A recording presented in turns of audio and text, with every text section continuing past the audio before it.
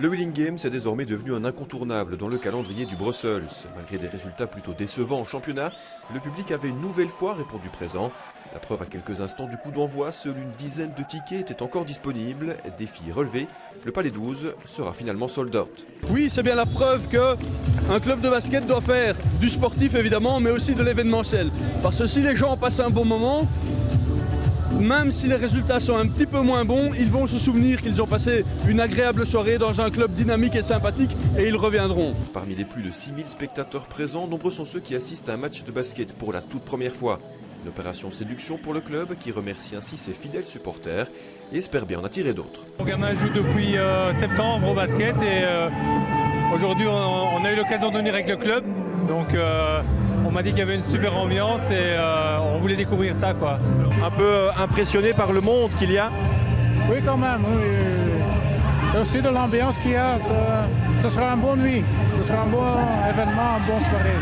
C'est magnifique parce qu'on est deux sœurs et on a fait toutes les deux du basket. Alors on vient voir ici. C'est la première fois que vous venez ou vous êtes déjà venu? Première fois, oui. C'est magique, ça se rapproche un peu de ce qui se passe aux États-Unis. Speakers survoltés, DJ qui enflamment la salle et pom-pom girls au grand complet, une ambiance qui évoque instinctivement la grande ligue. C'est nous qui mettons l'ambiance, on essaie de faire un peu à l'américaine comme vous avez dit, mais on reste dans la même sensation et on va essayer de faire le show le meilleur et on va essayer un peu de briller comme ça et de mettre un peu d'ambiance.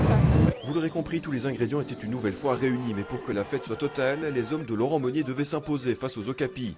Une rencontre que les Bruxellois débutent avec énormément d'énergie en défense et surtout avec réussite en attaque. Domine Loubry se régale au périmètre alors que Jeremy Simmons déménage dans la peinture. Les deux hommes sont tout simplement irrésistibles au cours des 20 premières minutes et enchaînent les actions spectaculaires les unes après les autres. En l'absence de John Toffee, les Oignons boivent la tasse, 42-24 à la pause. Voilà, quand des joueurs de leur talent se mettent au service du collectif, voilà ce que ça peut donner contre deux grands calibres du championnat. Au retour des vestiaires, les choses se compliquent et les visiteurs rappliquent au marquoir. Olivier Transfontaine inscrit 10 unités en l'espace de quelques secondes et relance le suspense. Les hommes de Jean-Marc Jaumin finiront par se rapprocher à -5 au début du 4e quart. Mais porté par un public exceptionnel, le Brussels réagit dans le Money Time. Score final 73-64. Nous avons joué avec énormément d'énergie ce soir. Tout le monde s'est donné pour l'équipe.